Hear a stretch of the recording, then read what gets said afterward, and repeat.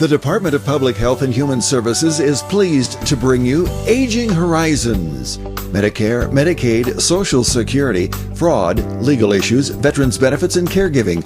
Aging Horizons is a program dedicated to inform and prepare Montanans on these timely issues, making a difference to you and your loved ones. Here now is today's program host.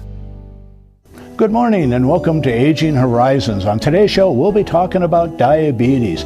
There's a real good chance that you know somebody that has diabetes, but do we really understand what that word means? We'll be talking with an expert in that field of education and preparation to address the issues of this disease. It's important to understand those because maybe we'll recognize them in ourselves, so stay tuned. This is Bill. He just received his new Medicare card and is following some simple rules to protect himself from fraud. He knows to never give out his Medicare, Social Security, or bank number over the phone. And this is Nancy. She knows that to detect any problems, she always reads her Medicare summary notice or Medicare Advantage EOB to make sure the billing is correct. Both Bill and Nancy know that anything suspicious can be reported to Montana SMP at 1-800-551-3191. Good care is your right. In Montana, there's over 11,000 beds in nursing homes and assisted living facilities. If you or a family member needs assistance or help in obtaining information about care issues and placement options, call 1-800-332-2272. If you or a family member need information about Montana's long-term care resident rights, or if you need help solving a problem or a complaint about a nursing home or an assisted living facility, call us at 800-332-2272. When I first got here, I was struggling. No money, sleeping on the living room floor of a friend's apartment. Diana Johnson, Energy Share Coordinator. I know what it's like to need a hand. Now that I work with Energy Share, I help people pay their winter heating bills. I don't care if you're a veteran, a senior citizen, have a family, or are single. Energy Share is here to help. If you need help paying your power bills, call or visit Energy Share, helping Montana families get through the winter since 1984.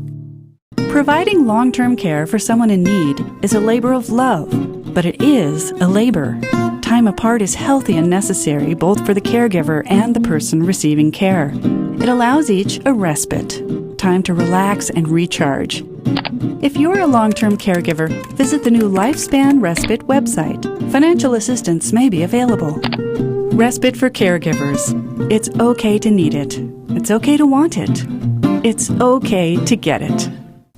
Hi folks, and welcome to Aging Horizons, brought to you by the Department of Public Health and Human Services. I'm your host, Brian Lamore. As I mentioned earlier, we'll be talking about diabetes in Montana. What are some resources that are available and how you can access them? There's lots of resources. Joining us today is Marcy Butcher. You're with a dietitian and a diabetes specialist with the Montana Diabetes Program with the Department of Public Health and Human Services. Welcome to the show. It's great to have you here. Thank you so much for having me. I appreciate being here today. Great. Well, let's start at the top. You know, I have an idea that people hear a lot of words. They think they know what they mean. But when we talk to a specialist or a professional in the field like you, we probably don't know, or we're probably not correct. Let's define what diabetes is and why it's important to understand where our blood sugars are. Thank you. I think that's a great place to start because I think there's a lot of misconception about what diabetes is and misunderstanding. People really don't know what it is or are either on one end of the spectrum very afraid of diabetes, or on the other end of the spectrum, really I don't feel anything. I'm not going to worry about it, and sometimes stick heads in the sand. So diabetes actually is a group of conditions. People really don't know this. There's a number of different kinds of diabetes. And the one thing that they do have all in common, however, is that it results in high blood sugars. And I'm just going to throw out a few other kinds of diabetes. Type 1 diabetes is an autoimmune condition in which the immune system actually attacks the cells of the pancreas that produce insulin. And so usually those folks that are affected by type 1 diabetes, you might have heard it used to be called juvenile diabetes, but it's usually kids and young people, but it can happen at any age. That's only about 5 to 10% of all diabetes, but it is on the rise. So type 2 diabetes, which we're going to talk a lot more about here soon, is 90 to 95% of all cases of diabetes. And we're going to talk a lot more about that. So I'm going to skip that right now, but the other, a couple other kinds of diabetes include gestational diabetes, which happens during pregnancy. The hormones of pregnancy are pretty tough on the body in terms of insulin and its action. So finally, I'm just going to mention prediabetes because this is a big one. 1 in 3 Americans have prediabetes, and it really is elevated blood sugar levels, but not to the point of being diagnosed as diabetes. It's not a benign condition, however, so it means that there are still changes happening in the body with those sort of slightly elevated blood sugar levels. And what's happening in the body is that there's vascular changes, so blood vessel changes that are happening that place a person at higher risk for cardiovascular disease. So again, 1 in 3 Americans have prediabetes. 90% of folks do not know they have prediabetes. So if you think you might be at risk or you've got a question, go to doihaveprediabetes.org and take the diabetes risk test. And then Montana also has all kinds of diabetes prevention programs across our state. It's a great behavior change program that is about a year long, and it helps people change behaviors to dramatically reduce the risk for diabetes. Mm-hmm. Well, Marcy, when we talk about diabetes and we have high levels of sugar in our system, well, I guess what are the sugars, what do they do, and why is this a big deal? Why do we want to be aware of it? What is the big deal about having high blood sugar? Is it just make you a little sweet? Well, and that's what we hear a lot, I'm just a little sweet. Anyway, the reason it is problematic, and you might have gotten a clue when I was talking about prediabetes and having vascular changes, that there really are changes that happen in the body that are detrimental to the vascular system. So I'm going to do a little demonstration here.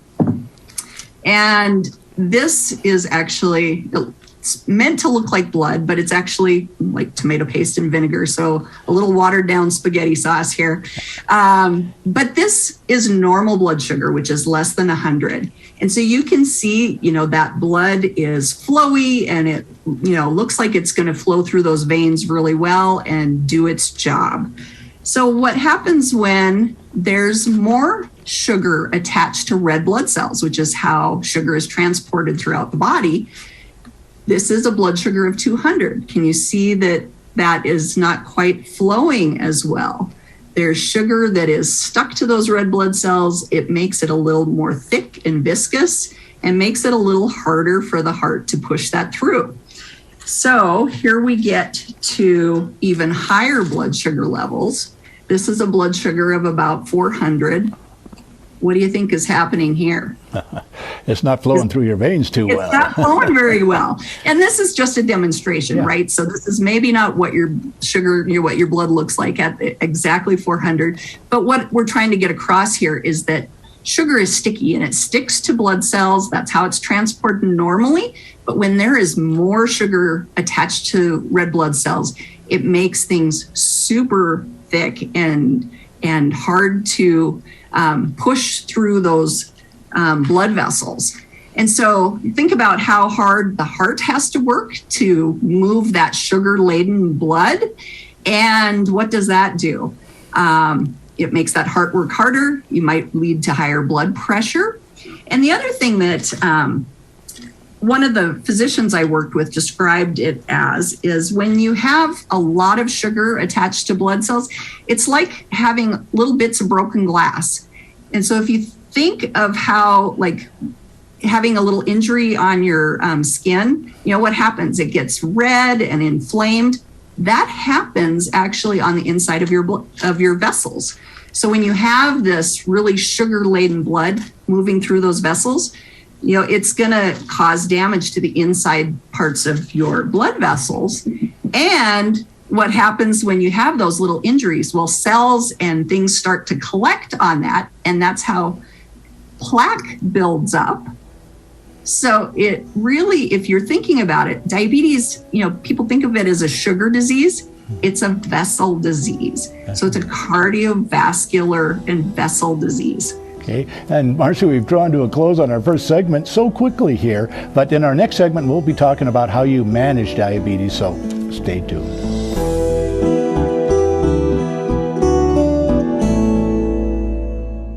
Every 65 seconds, someone is affected with Alzheimer's or other dementias.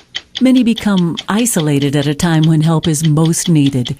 If you or someone you love is affected, help is available, both for people with memory loss and their caregivers. Memory loss can feel frightening, but you are not alone. Call the free 24/7 Alzheimer's Association helpline, 800-272-3900, for guidance and support. Elder abuse is a growing problem, and it's happening right here in our Montana communities. At least 1 in 10 older adults are victims of physical or emotional abuse, financial exploitation, or neglect. To get help or report elder abuse, call your local area agency on aging or Adult Protective Services at 1-844-277-9300. Did you just text me? I didn't want to disturb you if you were sleeping. Sleeping? I'm sitting right next to you, silly. There you are. Hey, I found a couple of Medicare helping programs online that I think we ought to look into. It says if we qualify, we can get help paying for our prescription drugs. Oh, and there's a program that can help pay our Part B premium. To learn more about extra help and Medicare savings programs, call your local SHIP counselor today. Maybe I better text him. I was angry and upset when the doctor told me I have diabetes. I just didn't want to deal with it, the needles and the diet restrictions. But after I started to learn about it, those feelings changed. I was at risk for a heart attack caused by high blood sugar. That got my attention. I started watching my diet and making sure I got enough exercise every day. I want to be around for my grandkids, and now that I know what to do, it seems like a small price to pay. Ask your doctor about diabetes education or visit montana211.org. Hi folks, welcome back to Aging Horizons. I'm Brian Lamore, your host, and we're continuing our discussion about diabetes with Marcy Butcher. She's a dietitian and a diabetes specialist with DPHHS. And Marcy, when we left, we were talking about the ABCs of diabetes. Could you go over those for us and redefine them? Absolutely. So the ABCs of diabetes and why they're important. Why should we care about the ABCs of diabetes? Well, A is for A1C. A1C is a lab value that measures blood sugar levels over time. And a good level is about 7% or less for most people, but it does vary for each person. Check with your physician about what's recommended for you. But the B stands for blood pressure. So A is A1C or blood sugar levels. B is blood pressure. And C, you probably guessed it, cholesterol. So if we're talking that diabetes is a cardiovascular disease, the ABCs all help control that cardiovascular aspect of diabetes. You know, that blood sugar baggy demonstration really shows that very, very well. Yes. So the next thing is that there are other complications of diabetes. They're not nearly as common, but we have to be aware and proactive about those things. So eye disease, retinopathy, so the backs of the eyes is called the retina, and we have to be sure that eyes are healthy.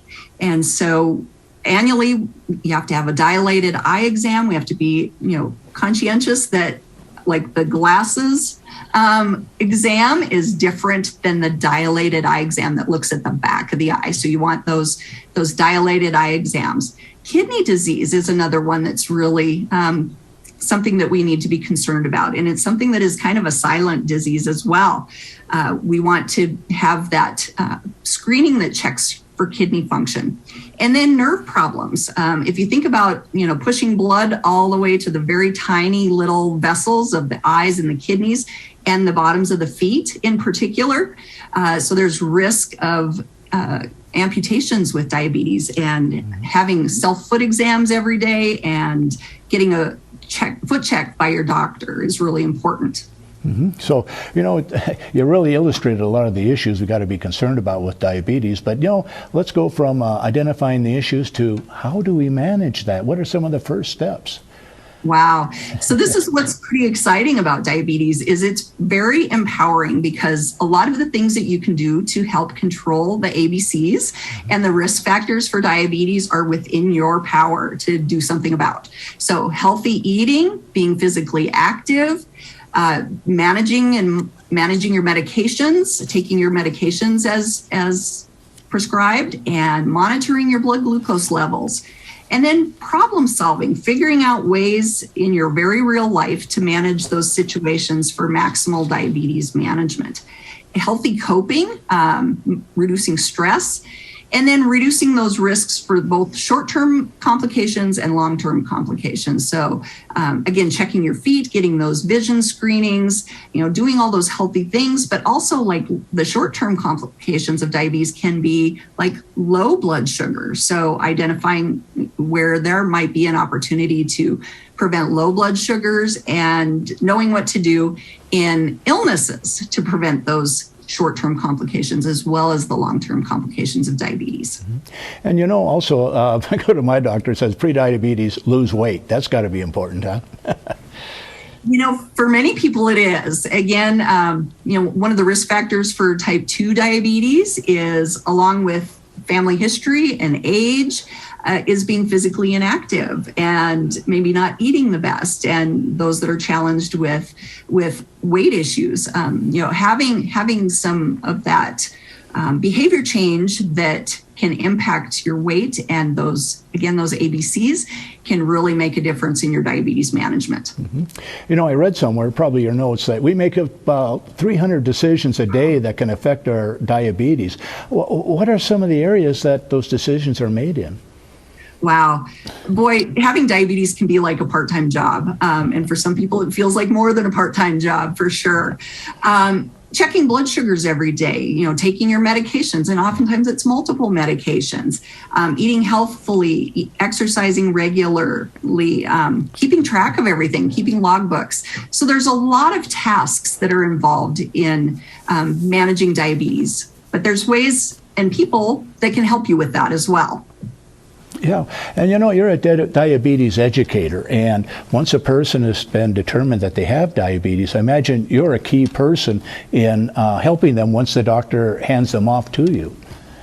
Boy, one of the things that is so exciting is that most people have access to diabetes care and education specialists, formerly called diabetes educators.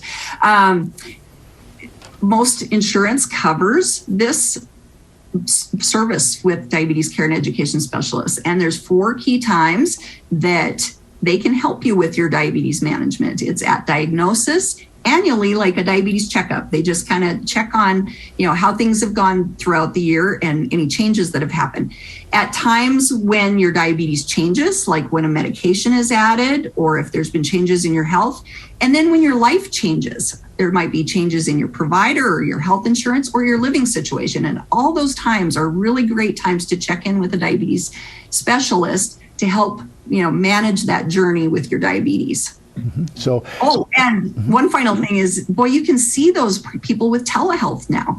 With the changes that have happened over the last year and a half, telehealth has been a real opportunity for many people to see a diabetes care and education specialist. Yes. They can see you quickly and easily, and I think what you're pointing out there is that there's no one solution that applies to everybody, but a diabetes educator will custom tune the program to you, and you'll monitor the individual also. Now we're drawn to a quick close on our show, or our segment here. We're going to be back with another segment. We got a lot more great information, so stay tuned.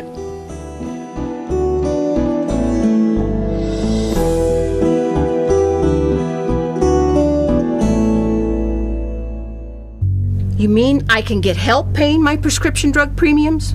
Let me get this straight.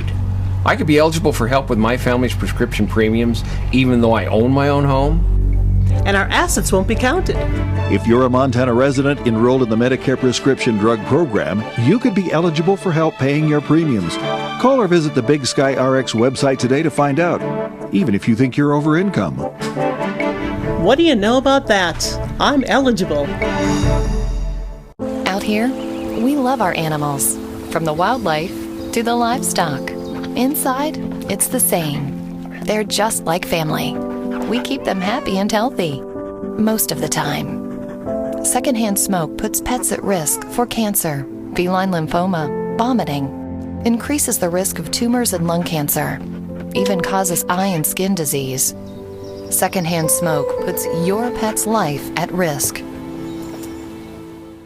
I think the most pleasant surprise when we turned 65 and signed up for Medicare Part B was finding out about our Welcome to Medicare preventive visit. It was free, and it gave us the opportunity to visit with our doctors and establish a plan for our health going forward. They reviewed our medical history, measured our height, weight, blood pressure, and counseled us on other risk factors. To learn more about Medicare's free or low-cost preventive and wellness benefits, call your local SHIP counselor at 800-551-3191. I mentioned it's free, right? Twice. Hi folks, welcome back to Aging Horizons. I'm your host Brian Lamore, and continuing our discussion with Marcy Butcher, who is a diabetes care specialist. And Marcy, all of November has been Diabetes Awareness Month. Tell us more about that. Boy, this is the time of year when the focus is on diabetes and the things that a person can do to help manage their diabetes in a positive way. So one of the things that we really encourage people to do is work with your provider. During COVID here, it's been really tough to get regular care. So we really are emphasizing, in order to, most fully manage your diabetes in a positive way, to not delay your diabetes care. See your provider with and get diabetes checkups and getting all those screenings and exams. Things like your A1C and your blood pressure and your cholesterol, those ABCs, and then things like foot exams, your kidney checks, and even vaccinations, so flu and pneumonia vaccinations, and even a COVID vaccination. Also, things like doing self-foot exams every day. And if you're a smoker, quit. That's one of the biggest things you can do to help your diabetes management, especially those ABCs. Get that dilated eye exam, have regular dental care, and then get help understanding your medications if you need help. Go to your pharmacist, ask your provider or your diabetes specialist. And then talk to your doctor how to manage sick days, and do that ahead of time so that you're prepared to handle those illnesses. And then also discuss options for support. Are there diabetes support classes or courses, or even online support in your community? Do you have family members that are going to support you, friends? Having that support is really important, and that's something to discuss with your provider or diabetes specialist. Mm-hmm.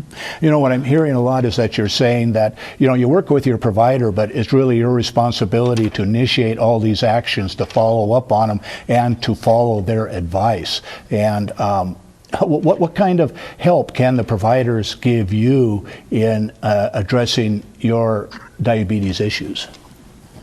Boy, your provider is your partner, and it's a team effort. The captain of the team ends up being the person that has diabetes, but there are team members surrounding you to help you. Mm-hmm. So your diabetes care specialist, your provider, your pharmacist, and mental health providers even, boy, having a chronic illness can be really tough. So having a behavioral health specialist or a mental health specialist to be able to help you, ask for help if you need it. Your provider is going to give you those referrals, but you have to kind of, evaluate what you need and ask for that as well. You take that initiative. Okay. Well, Marcy, these day and age, it's hard to have a discussion without saying COVID. How does COVID interact with diabetes and your staying on track with your blood sugars? Boy, COVID, it makes all of these things that we've been talking about, self-managing diabetes, even more important during the COVID-19 pandemic, because people with diabetes are more negatively affected by COVID-19. They can be sicker, they can have poorer outcomes. So it makes it all that much more important to manage your diabetes and actually to stay on top of your diabetes management ahead of time. So the research shows that well-managed diabetes ahead of time and all the time reduces the risk for bad outcomes with COVID. And that positive self-management, behavior change kinds of things becomes super important. How do we do this? Get regular care from your provider. Don't delay that diabetes care from your provider. Go to those annual checkups or however often you're supposed to go see your provider. Get your blood sugar levels under control. So it might mean that you have to intensify your regimen right now. And that's okay.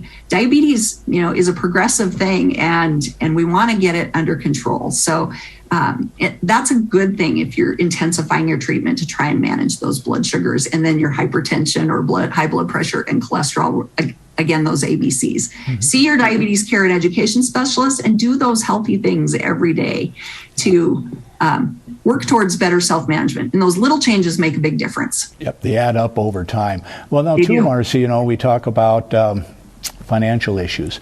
Individuals come down with diabetes, possibly they have other issues going on. What kind of financial concerns are people faced with diabetes?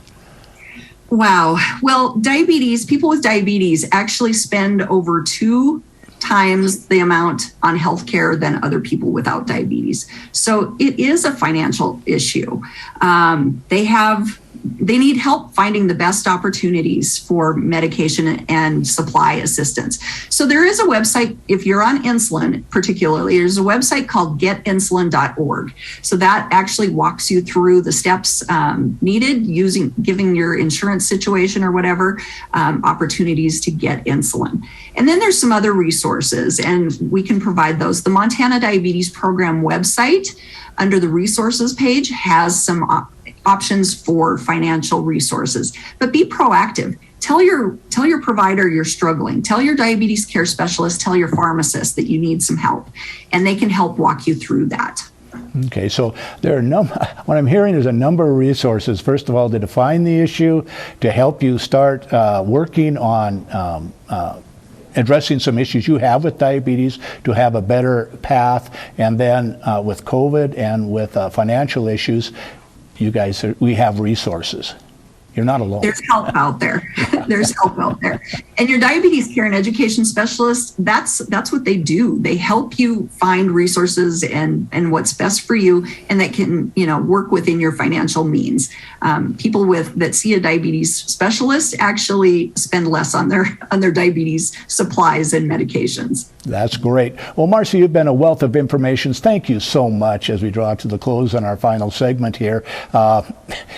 You know what you're doing. You're a diabetes educator, and thank you for doing what you do and what your service to Montanans. Thank you so much. Great. Appreciate being here and be well. Okay. And for our viewers, thank you for joining us, and we'll see you again soon on another edition of Aging Horizons.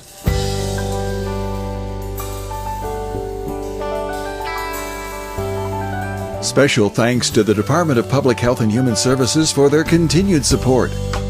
Hosts on Aging Horizons are program specialists at the Montana Office on Aging.